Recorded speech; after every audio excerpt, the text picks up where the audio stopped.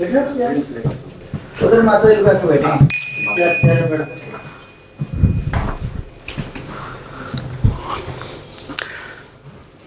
जय राधा माधव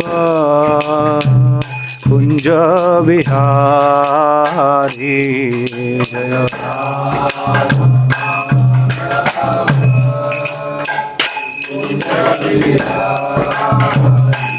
जय राधा माधव कुंज बिहारी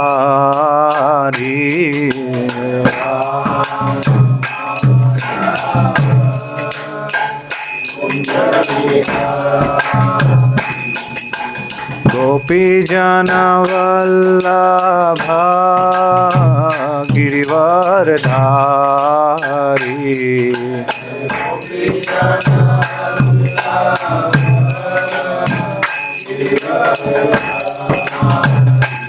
यशोदानंदन ब्रज जनरंजना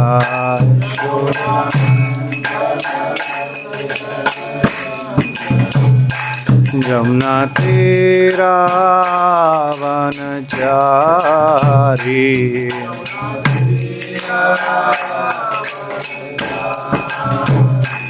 जय राधा माधव कुंज बिहारी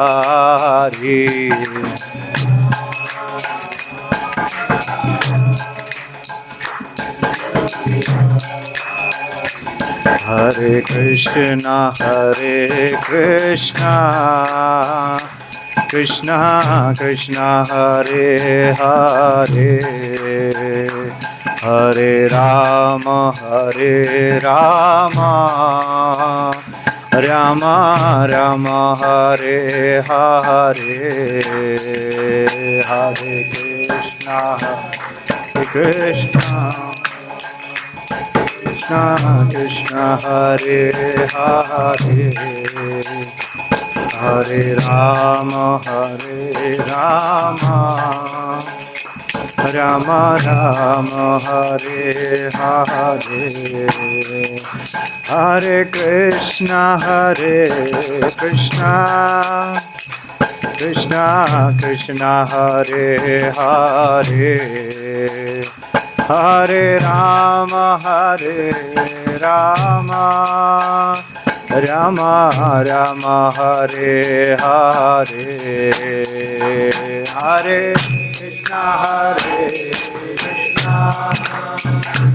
कृष्णा कृष्णा हरे हरे हरे राम राम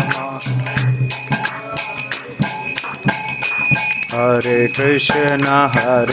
कृष्णा कृष्णा कृष्णा हरे हरे हरे राम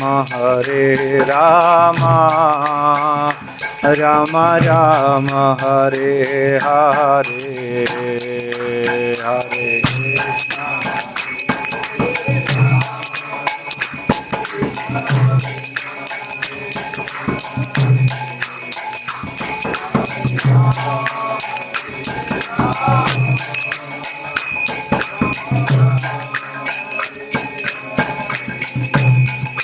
जय प्रभुपदा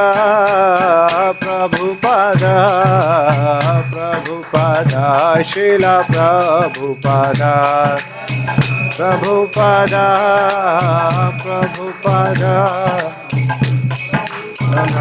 श्रील प्रभु जय जय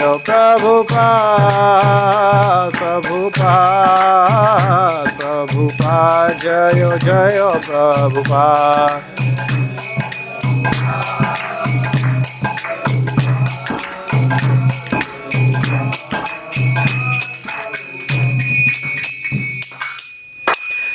हरिनाम संकीर्तन यज्ञ की श्रील प्रभुपाद की जनिताई गौर प्रेमानंदे। ओम ज्ञानतिमिरन्दस्य ज्ञानाञ्जनशलाकया चक्षुरुन्मीलितं येन तस्मै श्रीगुरुवे नमः। श्रीचैतन्यमनोभीष्टं स्थापितं येन भूतले स्वयं रूपा कदा मह्यं ददाति स्वपदान्तिकं वन्देऽहं श्रीगुरो श्रीयुतापदकमलं श्रीगुरून् वैष्णवांश्च श्रीरूपं साग्रजातं सहगण रघुनाथान्वितं तं सजीवं साद्वैतं सावधूतं परिजनसहितं कृष्णचैतन्यदेवं श्रीराधा कृष्णपादान् सहगण ललिता श्रीविशाखान्वितांश्च हे कृष्ण करुणा सिन्धु दीनबन्धो जगत्पते गोपेश गोपिका कांत राधा कांत नमोस्तुते तप्त कांचन गौरांगी राधे वृंदावनेश्वरी वृषभानुसुते देवी प्रणमामि हरिप्रिये नमो विष्णुपादाय कृष्णपृष्ठाय भूतले श्रीमते भक्तिवेदांत स्वामिनिति नामिने नमस्ते सारस्वते देवे गौरवाणी प्रचारिणे निर्विशेष शून्यवादी पाश्चात्यदेशतारिणे नमो विष्णुपादाय कृष्णपृष्ठाय भूतले श्रीमते भक्तिसिद्धान्त सरस्वतीति नामिने श्री विश्वभान्वी देवी दैताय कृपाब्दे कृष्ण संबंध विज्ञान दायिने प्रभवे नमः माधुर्योज्ज्वल प्रेमाढ्य श्री रूपानुग भक्तिदा श्री गौर करुणा शक्ति विग्रहाय नमोस्तुते नमस्ते तु गौरवाणी श्रीमूर्तये दीनतारिणे रूपानुगा विरुद्धाप सिद्धांत ध्वंत हारिणे नमो गौरकिशोराय साक्षात् वैराग्यमूर्तये विप्रलम्बरसाम्बोधे पादाम्बुजाय ते नमः नमो भक्तिविनोदाय सच्चिदानन्दनामिने गौरशक्तिस्वरूपाय रूपानुगावराय ते गौराविर्भाव भूमेस्तं निर्देष्ट सज्जन प्रिय वैष्णव सार्वभौम श्री जगन्नाथाय ते नमः वाञ्छाकल्पतरुभ्यश्च कृपा सिन्धुवदेव च पतितानां पावनेभ्यो वैष्णवेभ्यो नमो नमः जय श्री कृष्ण चैतन्य प्रभु नित्यानंद श्री अद्वैत गदाधर शिवासादि गौर भक्तवृंद हरे कृष्णा कृष्णा कृष्णा हरे हरे हरे राम राम राम हरे हरे। सब लोगों का स्वागत है हिंदी भगवत गीता कक्षा में। आज का श्लोक संख्या है 4.18।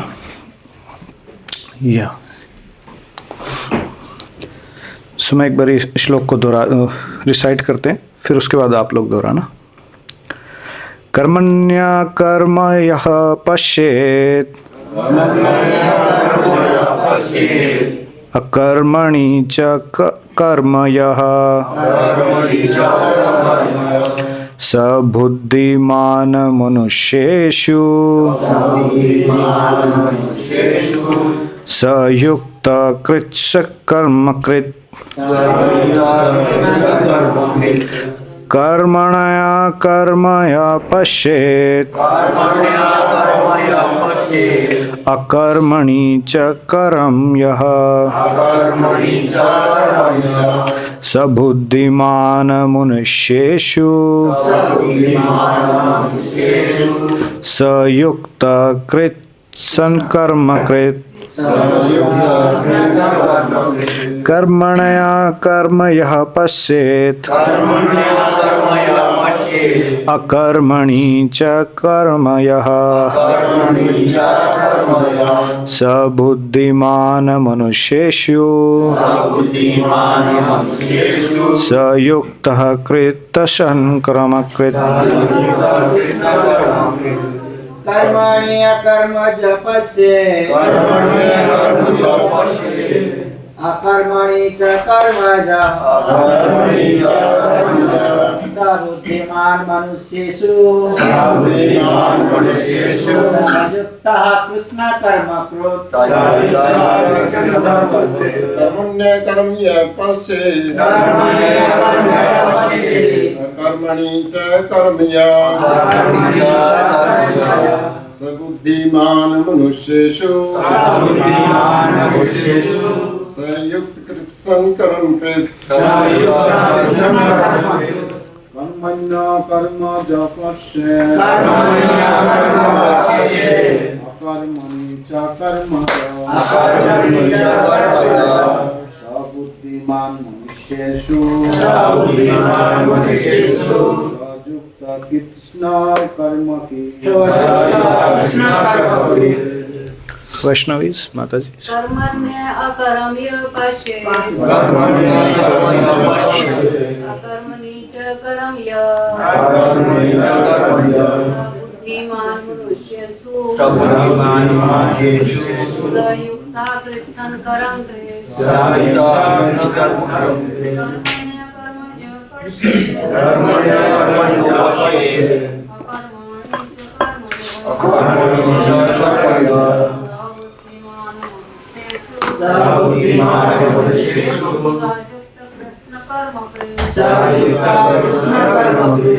कर्मणे कर्मय पश्ये कर्मणि च कर्म्यः अकर्मणि च कर्म्यः बुद्धिमान मनुष्येषु बुद्धिमान मनुष्येषु युक्त कृत्संकरं कृत वर्ड टू वर्ड मीनिंग।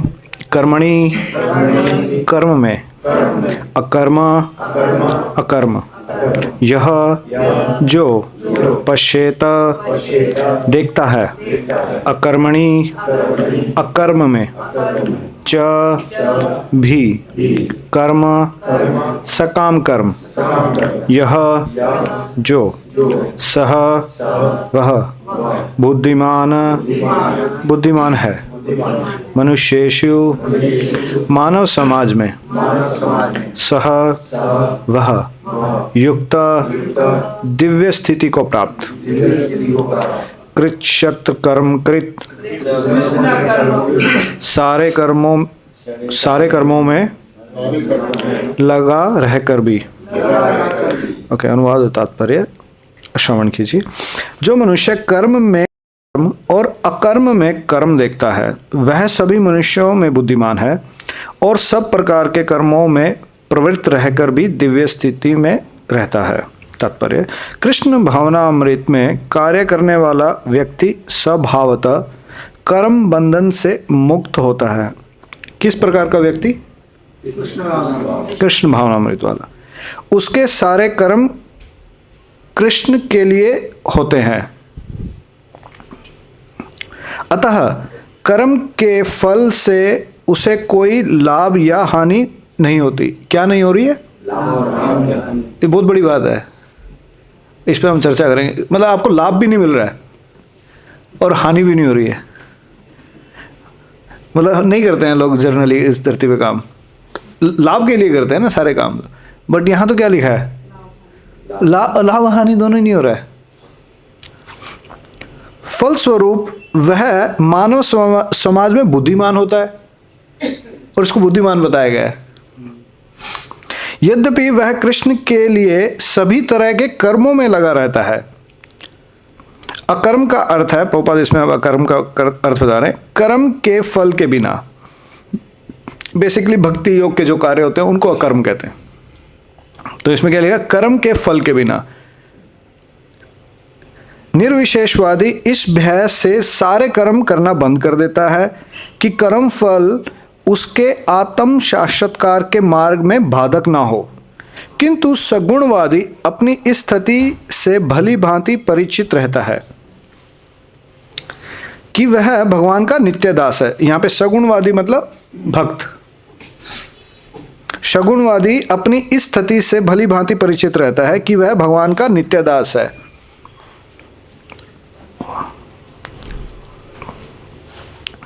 अतः वह अपने आप को कृष्ण भावनामृत के कार्यों में तत्पर रखता है।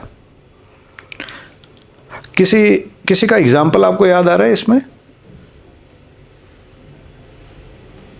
वह अपने आप को कृष्ण भावनामृत के कार्यों में तत्पर रखता है।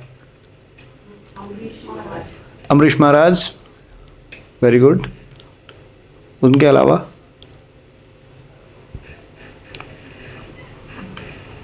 प्रहलाद महाराज, प्रहलाद महाराज। और कौन चरित्र हैं? Dhruv Maharaj, Dhruv Maharaj. Very good. Currently Prabhupada ji जो इस कार्य को लिख ही रहे हैं, वह अपने आप को कृष्ण भावना अमृत के कार्यों में तत्पर रखता है। चूंकि सारे कर्म कृष्ण के लिए किए जाते हैं, अतः इस सेवा के करने में उसे दिव्य सुख प्राप्त होता है। जो इस विधि में लगे रहते हैं वे व्यक्तिगत इंद्र तृप्ति की इच्छा से रहित होता है। कृष्ण के प्रति उसका नित्य दास भाव उसे सभी प्रकार के कर्म फल से मुक्त करता है। किस चीज से कर्म फल से दूर होता है वो? लास्ट लाइन, कृष्ण के प्रति उसका नित्य दास भाव उसे सभी प्रकार के कर्म फल से मुक्त करता है। इसमें कौन सा शब्द है जो बहुत इंपॉर्टेंट है? लास्ट लाइन में दास्य भाव, दास्य भाव से दूर करता है। Okay, give me the cable.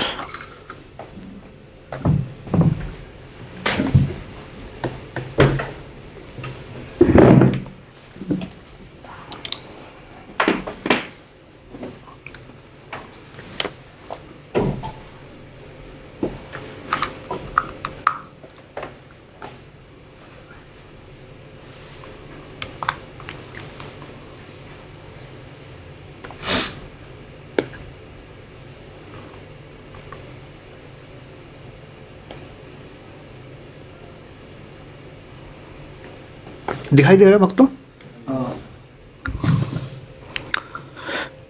Just 1 second.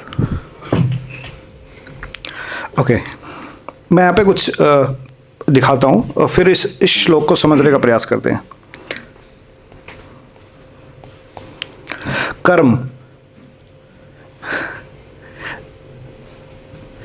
ये बेसिकली 3 तरीके के होते हैं और ये पूरे 4थे चैप्टर में और पूरे भगवत गीता में पहले 6 चैप्टर में जनरली कर्म योग के बारे में चर्चा की गई है। सो कर्म में 3 कैटेगरीज आती हैं भक्तों। एक जो शब्द नॉर्मली जब हम कर्म शब्द को सुनते हैं तो पहला जो कर्म बताया जाता है, और फिर एक होता है विकर्म और फिर अकर्म। कर्म मतलब जब भी कोई आप कार्य कर रहे हो अपनी इंद्रियों को इस्तेमाल करके, आप चल रहे हो, खा रहे हो, पी रहे हो, पढ़ रहे हो, आप किसी बिजनेस में जा रहे हो, आप जॉब कर रहे हो, ये सारे कार्य हैं जिसमें आपने अपनी इंद्रियों को इन्वेस्ट किया है, आपने अपनी इंद्रियों को लगाया है, तो इन सब चीज़ों को कार्य बोला जाता है। अब ये जितने भी तरीके के कार्य हैं इनको हम 3 श्रेणी में बांट सकते हैं भक्तों। कोई भी आप कार्य करते हो वो 3 श्रेणी में डल सकते हैं। उसमें से पहली श्रेणी है जिसको हम भौतिक कर्म कहते हैं, या इसको कहते हैं पुण्य। ये पुण्य है, ये पाप है, विकर्म। और अकर्म होते हैं जो भक्तिमय कार्य होते हैं, भक्तिमय कार्य। दूसरा और तीसरा। अब खास बात क्या है, जो ये कर्म और विकर्म है ये भौतिक स्तर पे कार्य करते हैं भक्तों।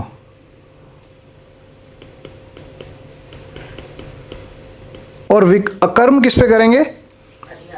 ये आध्यात्मिक स्तर पे काम करते हैं।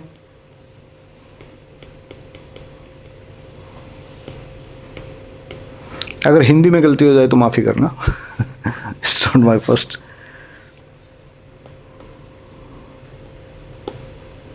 एक भौतिक, एक आध्यात्मिक। अब इन भौतिक कर्मों के लेखे जोखे की वजह से कोई यहां पे जन्म मृत्यु जरा व्याधि के चक्कर में रहता है। जन्म मृत्यु जो हम सुनते हैं अक्सर,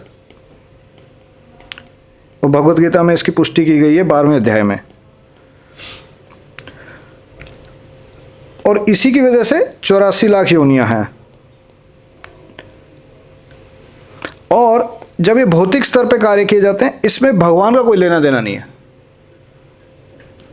इसमें भगवान के बारे में उसको कोई कार्य पता नहीं है। वो बिजनेस कर रहा है, जॉब जा रहा है, पिकनिक मना रहा है, गोवा में खेल रहा है, उसका जीवन ऐसा चल रहा है। उसको कोई लेना देना नहीं, वृंदावन क्या होता है, भगवत गीता क्या होती है, भगवान क्या होता है, नाम क्या होता है, वो उससे दूर है। तो इस पे धाराएं दूसरी लगेंगी। जैसे कानून में धाराएं होती हैं, तो ये वाली जो धाराएं हैं, पाप और पुण्य वाली धाराएं, ये तब लगती है जब कोई भौतिक स्तर पे कार्य कर रहा होता है। तो इसमें फिर आपको सुख और दुख मिलेगा, लाभ और हानि मिलेगी, और यश अपयश मिलेगा, मतलब मान अपमान और ये सारी बातें। और इसके अंदर फिर आपके प्राण, जो प्राण आपको इस संसार में मिलते हैं किसी भी योनि के अंदर, वो फिक्स रहेंगे। ये सारी उन्हीं की बातें चल रही है जो भौतिक स्तर पे लेवल हो रहे हैं। ये आप लोगों की बातें नहीं हो रही, ये भक्तों की बातें नहीं है, ये है भौतिक स्तर पे। ये मेरी बात हो रही है, आप लोगों की बात नहीं हो रही है। ऐसे समझिए। Just 1 second. और इसके अंदर मतलब आप लोग जानते हो, मनुष्य योनि के अंदर ही आप फ्रेश कर्मा करते हो। मतलब अब जो ये जीवन मिला है, इसके अंदर आप जो अब कार्य करोगे, इसकी वजह से आपकी 84 लाख योनियां डिसाइड होने वाली है, कितनी देर आप उस योनि में रहने वाले हो। बधाई हो। और इसको कहते हैं, जैसे ये है आपका कुल कर्मा, इसको कहते हैं संचित कर्मा।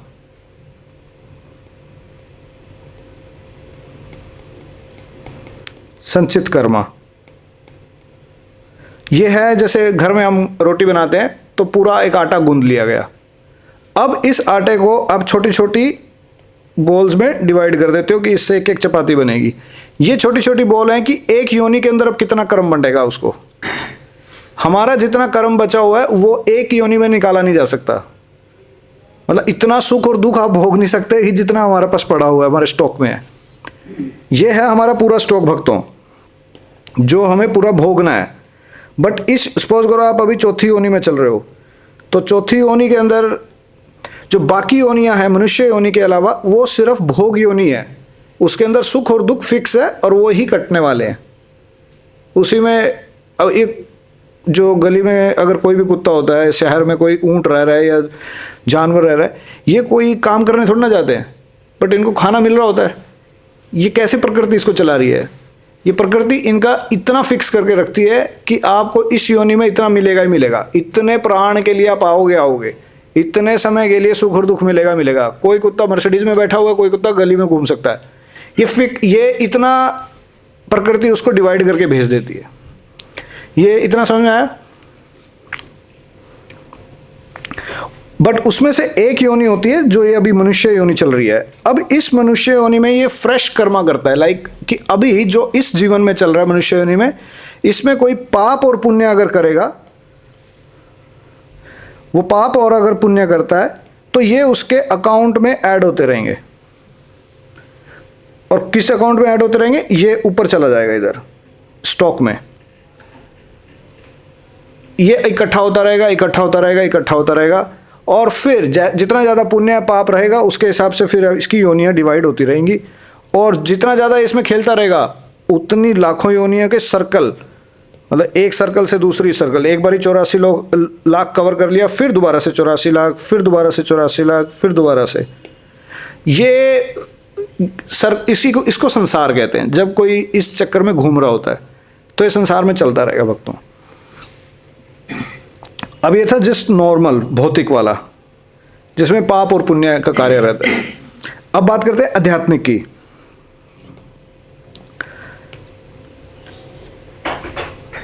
और किसी चीज को आध्यात्मिक तभी बताया जा सकता है जो इस श्लोक में लास्ट लाइन लिखी गई है। आप लोगों ने इसके श्लोक की लास्ट लाइन देखा? दोबारा इसमें है नहीं, मैं पढ़ देता हूं। कृष्ण के प्रति उसका नित्य दास भाव उसे सभी प्रकार के कर्म फल से मुक्त कर देता है। भगवत गीता में एक और श्लोक है ऐसे ही, 18वें अध्याय का 66वां श्लोक। सर्वधर्मान् परित्यज्य मामेकं शरणं व्रज अहम त्वां सर्व पापेभ्यो मोक्षयामि मा शुचः। माँ शुचः। भगवान कह रहे हैं डरना मत। कांचीपुरम आप लोग गए हैं? कांचीपुरम वरदराज जी, एक विग्रह है वरदराज जी, और भगवान का वहाँ पे हाथ ऐसे है, उस पे लिखा हुआ है माँ शुचः, कि डरना मत, माँ शुचः। तो ये श्लोक क्या कहते हैं? सर्वधर्मान् परित्यज्य मामेकं शरणं व्रज अहम त्वां सर्व पापेभ्यो मोक्षयिष्यामि माँ शुचः। कि तुम मेरी शरण में आ जाओगे तो ये जो पाप और पुण्य का जो लेखा जोखा चल रहा है ना, ये रुक जाएगा, ये खत्म हो जाएगा।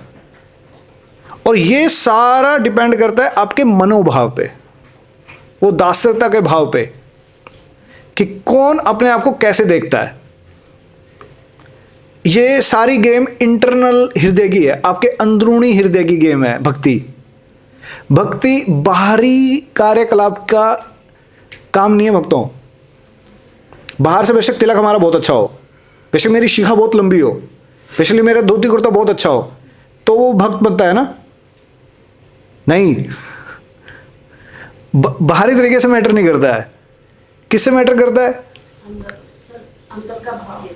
अंदर की चेतना, अंदर का भाव। अब ये लाइन में दोबारा पढ़ देता हूं। कृष्ण के प्रति उसका नित्य दास भाव उसे सभी प्रकार के कर्म फल से मुक्त करता है।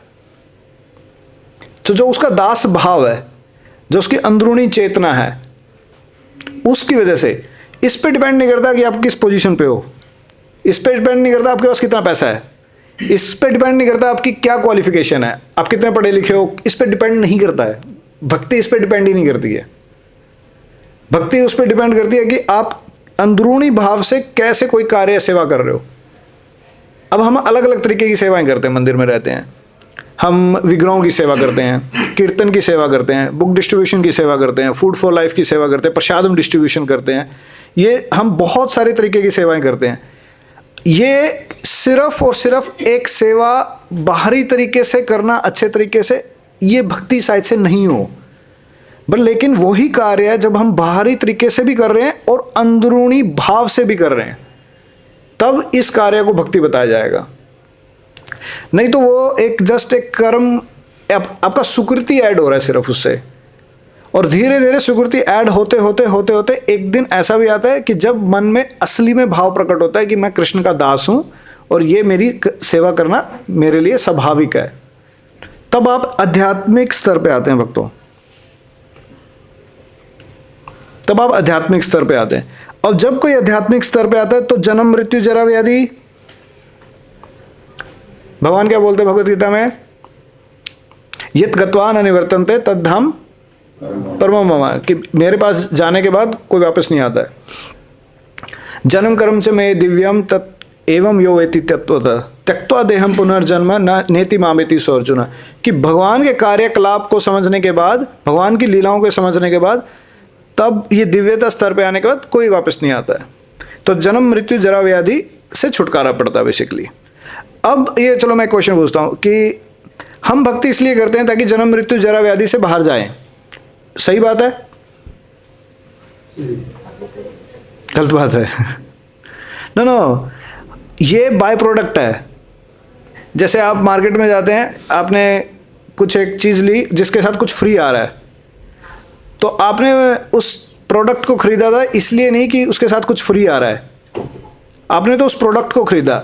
भगवान की भक्ति करने से जन्म मृत्यु जरा व्याधि तो गिफ्ट मिल रहा है, एक एक्स्ट्रा गिफ्ट है, उसके लिए भक्ति नहीं हो रही होती।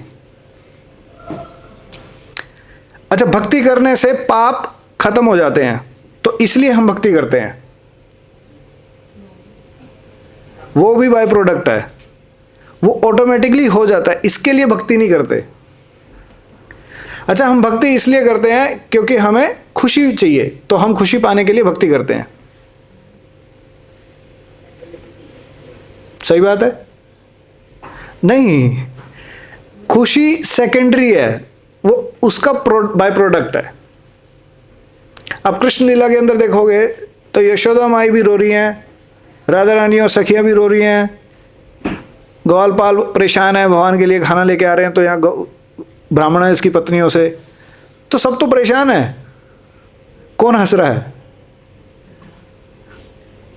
कहते उस रोने में भी जो खुशी है वो यहाँ के संसार के सुख में भी खुशी नहीं है एक्चुअली। तो एक्सटर्नली हाँ ऐसा लगेगा बाहरी तरीके से कि ये तो क्रंदन कर रहे हैं, ये तो रो रहे हैं, बट इंटरनल तरीके से वो आनंद में है। अब ये जो हम खुशी समझते हैं वो एक्चुअली भागवतम बोलती है कि जैसे किसी व्यक्ति को डुबोया जाता है, बुड़ बुड़ बुड़ बुड़ बुड़ बुड़, और थोड़ी देर के लिए बाहर निकाला जाता है, सांस लेते तो उसको लगता है हाँ हाँ हाँ जीवन आ गया, फिर दोबारा से डाला जाता है।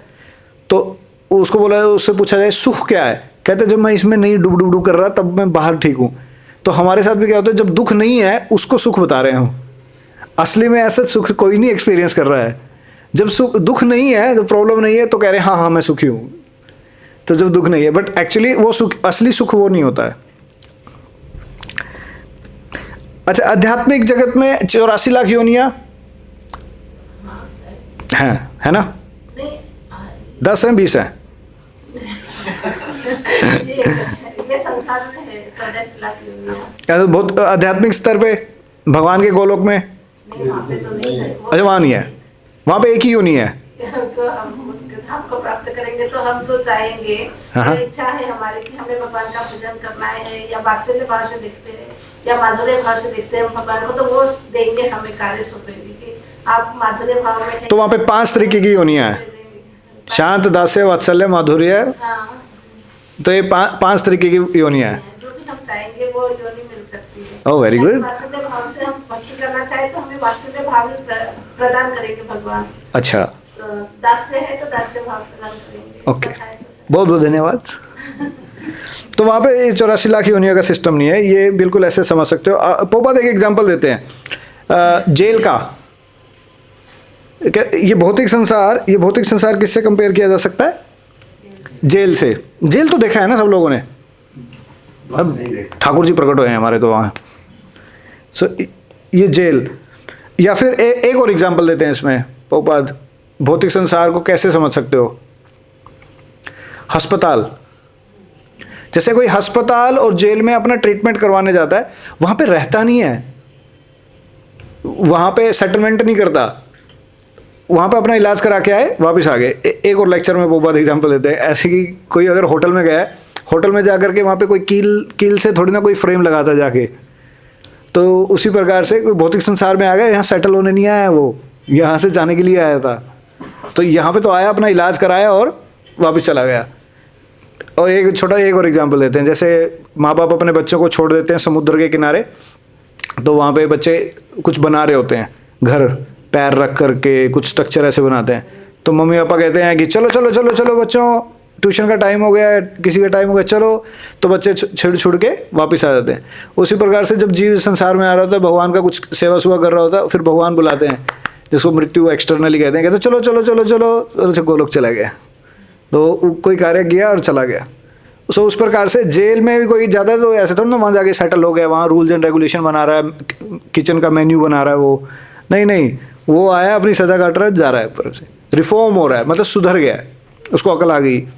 तो इसी प्रकार से जीव नीचे आता है और अब अपना रिफॉर्मेशन करता है, 84 लाख योनियों से वो करता है। ओके, अब एक अच्छी सी चीज़ है जो हम इसमें पढ़ रहे थे कि लाभ और हानि। तो ये एक थोड़ी सी अलग अटपटी चीज़ है कि जैसे ना हमारे किसी भी व्यक्ति के जीवन में कोई सुख और दुख आ रहा होता है, वो उसके पुण्य और पाप की वजह से आ रहा होता है। अब भक्ति ना ऐसा कार्य कर देती है कि उसके पाप तो नष्ट करती है भक्तों, उसके पुण्य भी नष्ट कर देती है। कांग्रेचुलेशन, बधाई हो कि आपने जो पुण्य किए थे, बहुत सारे कंबल बंटवाए थे, बहुत सारा अन्न बंटवाया था, दान दिया था, दक्षिणा दिया था, जो पुण्य कमाए थे, जो भौतिक स्तर पे पुण्य थे, जिसकी वजह से आपका जन्म तय था कि आप अच्छे घर में पैदा होने वाले हो, आपके 4 लड़के होने हैं। तो ये सारे पुण्य की वजह से ही होता है आपके साथ। जब भी कोई ऐसे अच्छे धन है, या फिर घर गृहस्थी अच्छी है, एजुकेशन अच्छी है, सुंदरता अच्छी है, तो ये 4 चीज़ें आपको अपने पुण्य कर्मों की वजह से मिलती है। अब ये नहीं मिलने वाला, पाप तो गए और पुण्य भी गए। तो अगर मन के अंदर ऐसी आवाज आए कि नहीं ये तो ज़्यादा हो रहा है, तो अभी समझ लेना कि अब भक्ति के अंदर अभी रस थोड़ा कम पैदा हो रहा है और पकड़ कम है अभी। और जब ऐसा हो जाए कि प्रभु जी जान दो, मेरे अगले जन्म का बैंक अकाउंट जान दो, मेरे 4 लड़के जान दो, तब ये भाव आ जाए, तब आप कृष्ण के चरणों को पकड़ लोगे। इसको कहते हैं ट्रांजिशन, इसको ये शिफ्ट कहते हैं। फिर आप सच में आध्यात्मिक जगत में, जैसे होता है छोटा बच्चे को उछाला है और उसका कोई ऑप्शन नहीं है, और उसको फेथ रखना ही पड़ेगा कि पापा पकड़ लेंगे मुझे, और उसी प्रकार से भगवान की शरण में आ गया तो अब एक फेथ, इसको कहते हैं श्रद्धा, दृढ़ श्रद्धा कि भगवान रख लेगा। अब ये जब श्रद्धा दृढ़ पैदा होती है, तब कोई ये यहां से यहां जंप मार गया और उस स्तर पे आकर के कार्य करने को भक्ति कह रहे हैं एक्चुअली। इससे पहले तो हमारी रिजर्वेशन है ना कि कुछ तो मेरा बैंक अकाउंट मुझे बचा सकता है, मेरे फॉलोअर्स मुझे बचा सकते हैं, मेरे बच्चे मुझे बचा लेंगे, मेरा घर है, ये सब कुछ बचाएगा मुझे।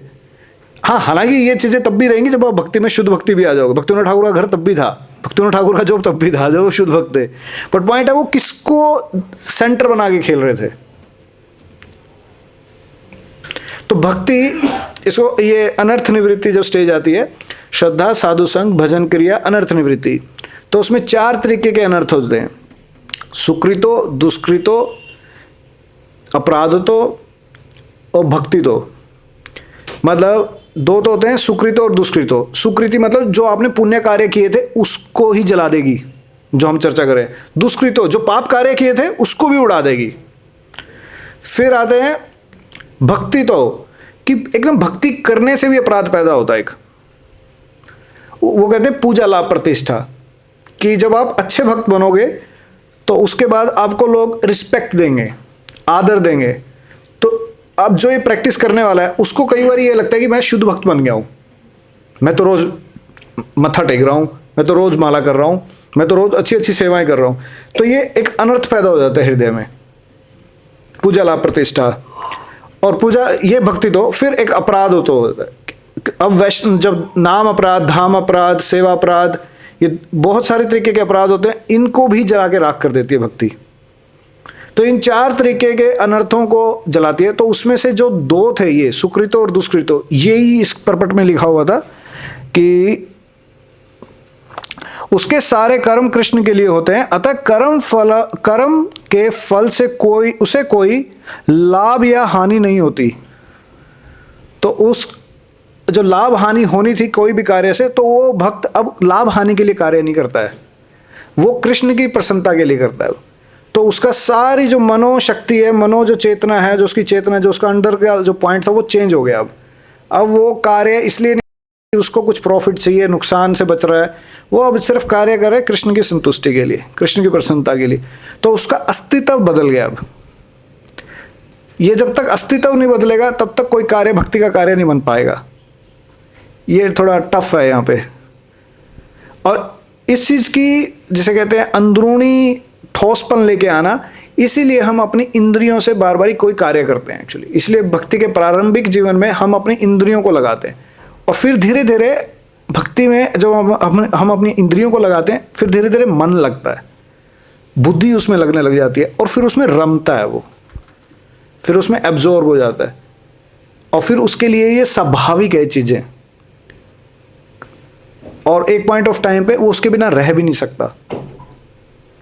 इसको कहते हैं ये भक्ति के कार्य में लिप्त हो गया, एब्जॉर्ब्ड हो गया अच्छे से। और उसी के बाद ये अगली स्टेज आती है निष्ठा।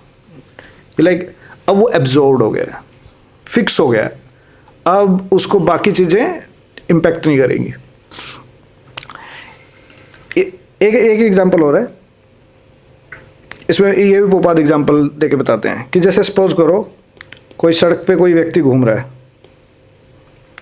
क्या इसको पुलिस से डर लगेगा अगर ये नॉर्मल है? उसको पुलिस से डर नहीं लगेगा, क्योंकि उसने कोई चोरी नहीं की, कोई कुछ डकैती नहीं की, उसने कोई गलत कार्य नहीं किया।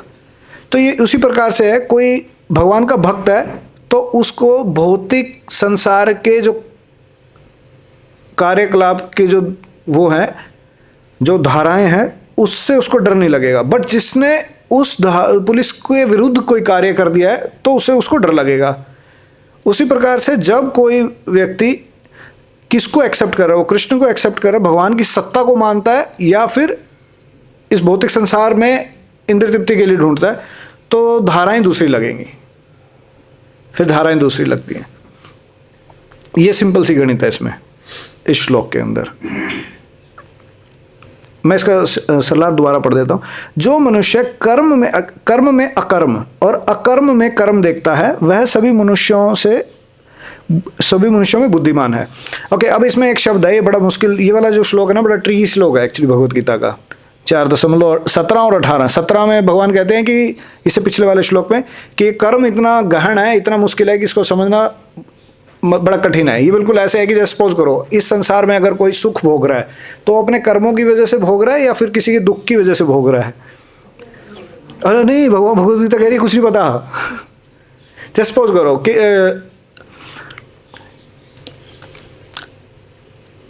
थोड़ा सॉफ्ट एग्जांपल है कि कोई रास्ते में चल रहा था और किसी ने उसको थोड़ा सा टक्कर मार दिया, तो अब ये उस व्यक्ति का कर्मा था या फिर किसी नए जो जिस व्यक्ति ने उसको मारा उसका कर्मा था?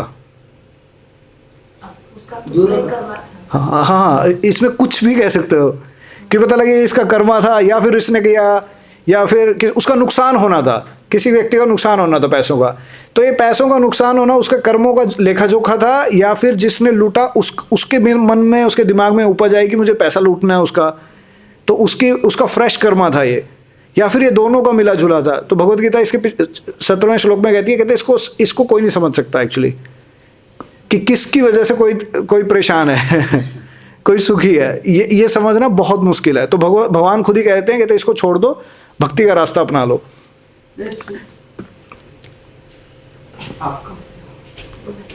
यस, अच्छा, कोई बात नहीं। हाँ, अब यहां पे एक शब्द है कि कर्म में अकर्म और अकर्म में कर्म, ये बड़ा एक पेचीदी सी लाइन है। अकर्म में कर्म,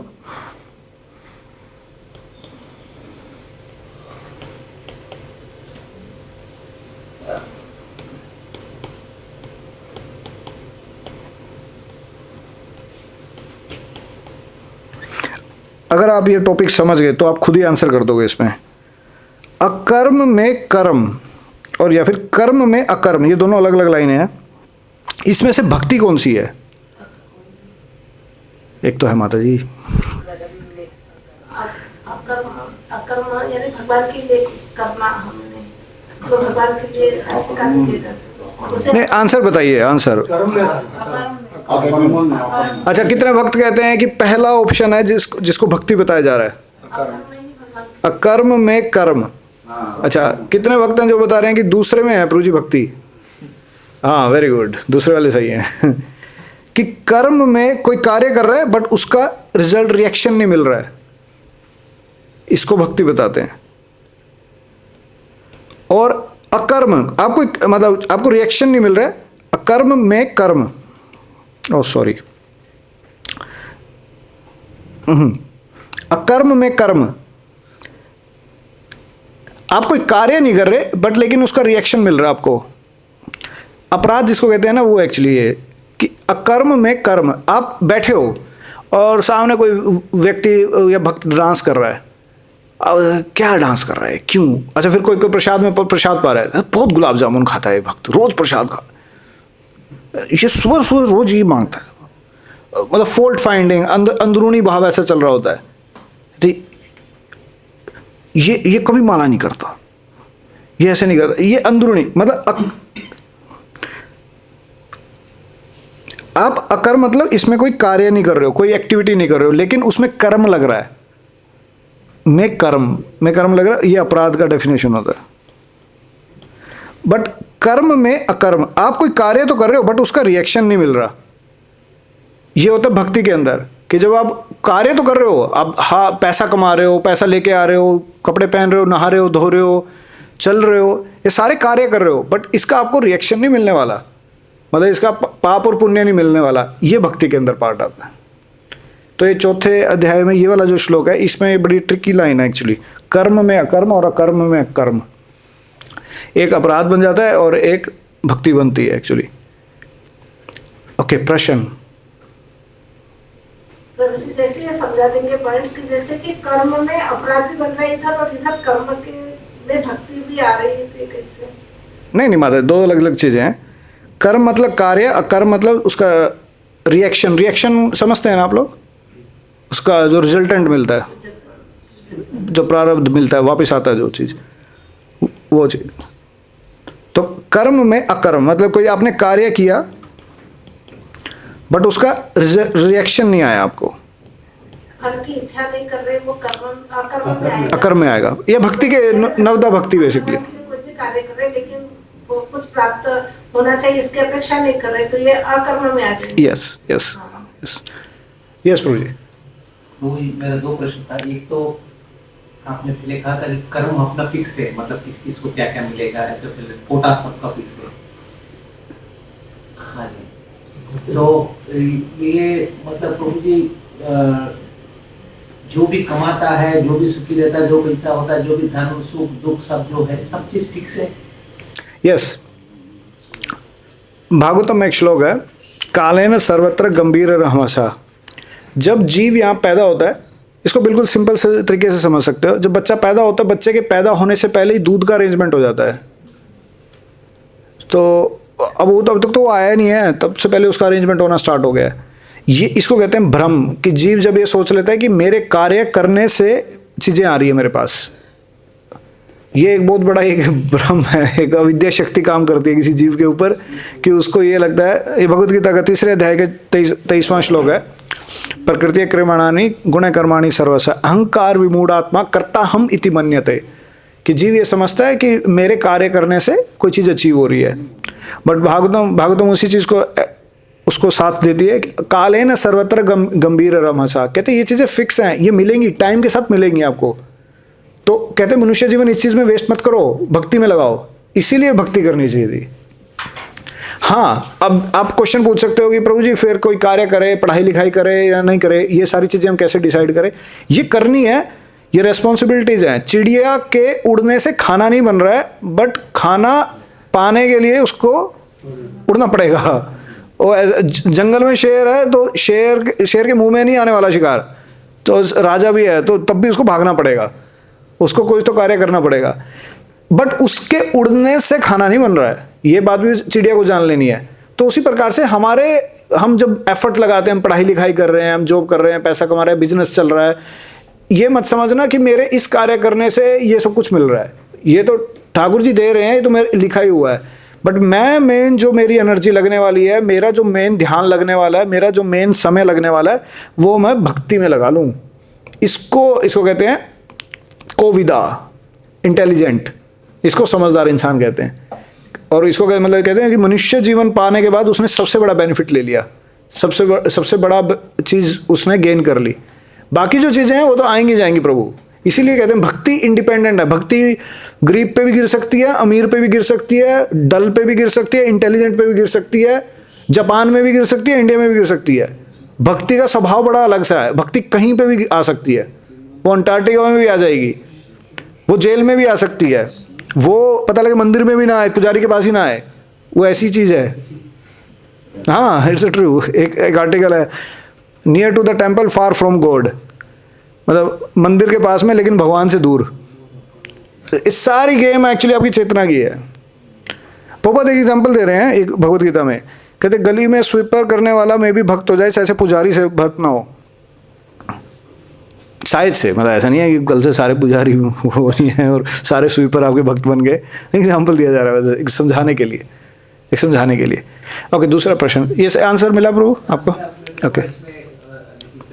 जैसे क्या होता है जब नॉर्मली मिडिल लाइफ में लोग बोलते हैं कि हाँ भाई बच्चे भी जैसे पढ़ते हैं, मेहनत करना पड़ेगा तो तुझे भी तो पास होगा। यस। और बिजनेस में भी ऐसे ही होता है। यस।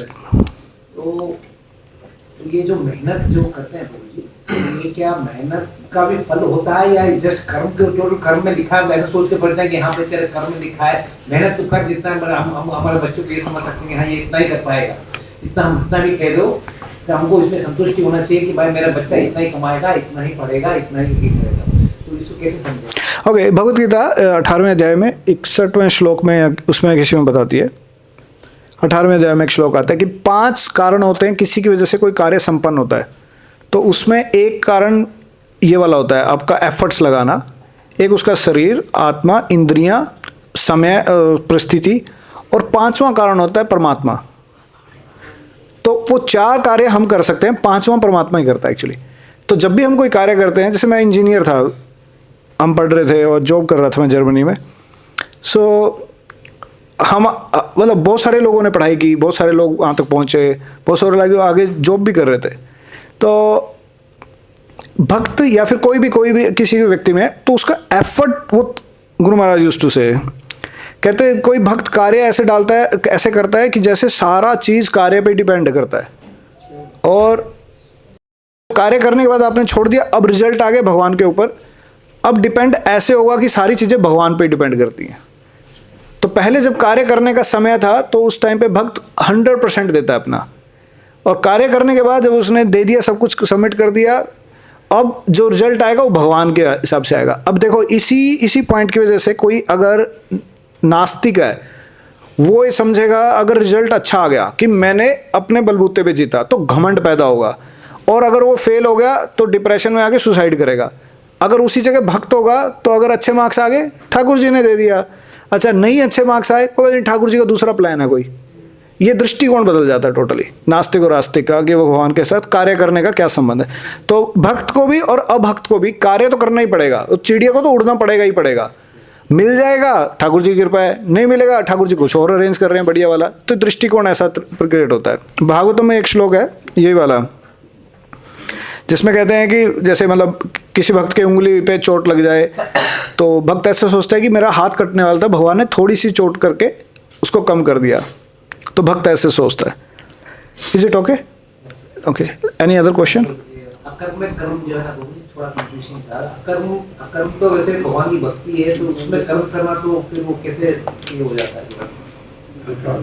एक्चुअली अकर्म का मतलब यहाँ पे है इनएक्टिविटी, इनएक्शन, मतलब कोई एक्टिविटी नहीं कर रहे आप। ये पहला जो शब्द है, जैसे इसमें कर्म का मतलब था कार्य, इसमें अकर्म का मतलब होता है ना कार्य, कोई कार्य नहीं कर रहे। बट कोई जैसे आप फिजिकली कोई कार्य नहीं कर रहे, आप बैठे हो, तो मैंने एग्जांपल दिया था आपको कि आप दूसरे के बारे व्यक्ति के बारे में सोच रहे हो, तो रोज गुलाब जामुन खाता है, लाइक नेगेटिविटी सोचना, फॉल्ट फाइंडिंग करना। फॉल्ट फाइंडिंग करते वक्त भी कोई कर्म लग रहा है, हाँ, बैठे बैठे आपको अपराध लग रहा है, कर्म। और इसमें ये मतलब है रिएक्शन, ये कैटेगरी है रिएक्शन की, और ये कैटेगरी है किसी कार्य को करने की, ये कार्य को करने की। बहुत बहुत धन्यवाद भगवद गीता की कक्षा के लिए, सब लोगों का आशीर्वाद। श्रील प्रभुपाद की, ग्रंथराज श्रीमद् भगवद गीता की, ताई गौर प्रेमानंदई।